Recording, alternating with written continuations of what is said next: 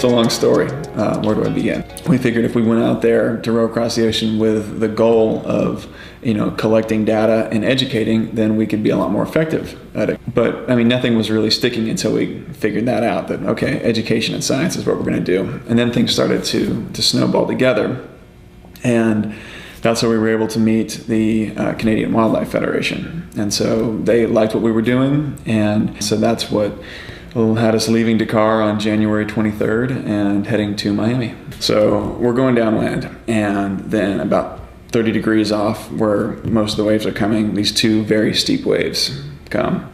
And I was able to put together later that the reason they were so steep is because the wind was running against the current. And so once that second wave hit, the boat is down, shifted a little bit to the side, and it just twists over. At that point, I was really proud of how my crew reacted, because it was that's when all of our training, we've been working on this project for 4 years. And the one thing that we always fight against is that, yeah, we're rowing across the ocean, but I don't really consider it an extreme thing. I like being out there, I like that raw experience of the ocean, but we train for stuff like this, and this is the one thing that you train for that you never want to have to use.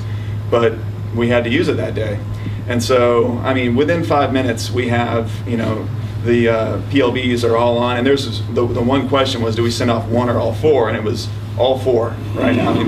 It's unlikely that we'll be able to flip this boat back over, but we're going to give it a try. Just prior to engine start, we got amplifying information, and it went from, hey, this is just a 406 detect, to nope, we've been tracking a ocean going rowboat with 4 people on board.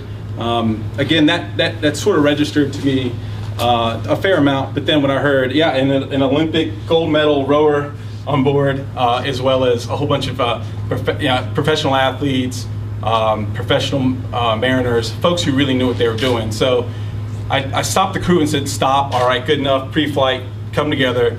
I went to the OR Northwest website on the cell phone and said, we are looking for this. And I think it sunk in on everybody that this was going to be a pretty serious case, not just a random 406 detect hit. About an hour later, the Coast Guard flew overhead. Once they found out we were fine, once they talked to us, all 4 guys are there. They clearly have enough, stuff to keep them alive.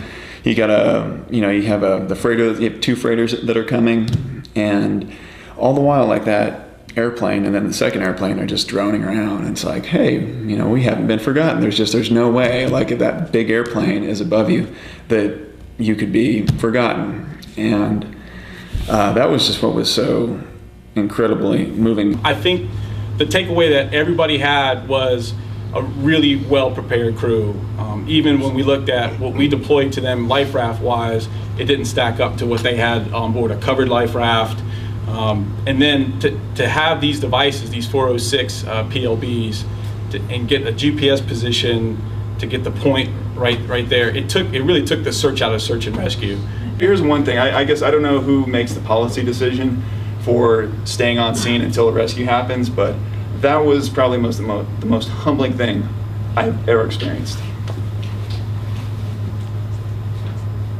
Yeah, I don't know, when I was in the middle of getting that situation together, I was actually having a great time. When all hell was breaking loose and we were getting the life raft out, but then when we were sitting there and we knew we had been found, and that airplane was just going overhead, and I was like, wow.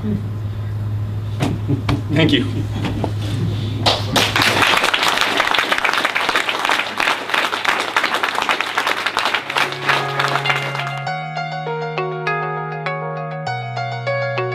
Every time somebody uses one of these, they have what's called a 406 Survivor Club. What that is they present the individual with a new model of the equipment that they utilize that saved their lives.